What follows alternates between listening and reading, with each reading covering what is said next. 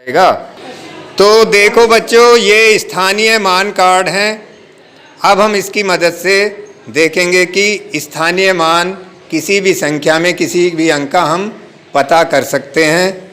इन स्थानीय मान कार्ड में 3 तरह के कार्ड हैं, जिसमें एक में इकाई है अर्थात एक ही अंक लिखा हुआ है। एक कार्ड ऐसे हैं जिसमें दहाई तक की संख्या लिखी हुई है, 2 अंक हैं। एक कार्ड ऐसा है जिसमें सैकड़े तक की संख्या लिखी हुई है, इकाई, दहाई, सैकड़ा। इससे हम एक सैकड़े तक की संख्या का निर्माण करेंगे। सैकड़े के आगे ये दहाई वाला कार्ड लगा देंगे और फिर इकाई वाला लगा देंगे। अब इसको हम पढ़ेंगे। बताइए, ये इकाई, दहाई, सैकड़ा अर्थात कितना है ये?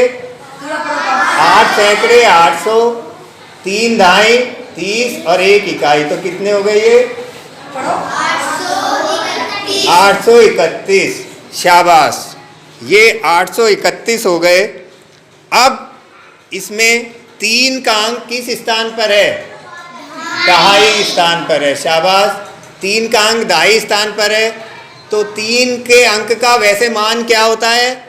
3 ही होता है, लेकिन ये दहाई पर है। दहाई में कितने होते हैं? 1 दहाई में कितने? 1 दहाई में होते हैं 10, तो 3 दहाई में 30। तो 3 का स्थानीय मान क्या हुआ? 30। शाबाश। तो अगर हम 1 को हटा दें, तो अगर हम 1 को हटा देते हैं, ये देखो, अगर हम 1 को हटा दिया तो ये क्या आया? 30। तो 3 का स्थानीय मान क्या है? 30। अब अगर हम इस 831 में 8 का स्थानीय मान जांचना चाहेंगे, तो 8 किस स्थान पर है? इकाई, दहाई, सैकड़ा। सैकड़े पर है 8। तो जब सैकड़े पर है, तो अगर 8 सैकड़ा कितना? सैकड़े में 1 में कितने होते हैं? 100। तो यहाँ 8 सैकड़े कितने हो गए? 8। तो 800। तो अगर हम 3 और 1 को हटा दें इसमें से, ये देखो, 3 को हटाया और 1 को हटाया, तो ये कितना बन गया?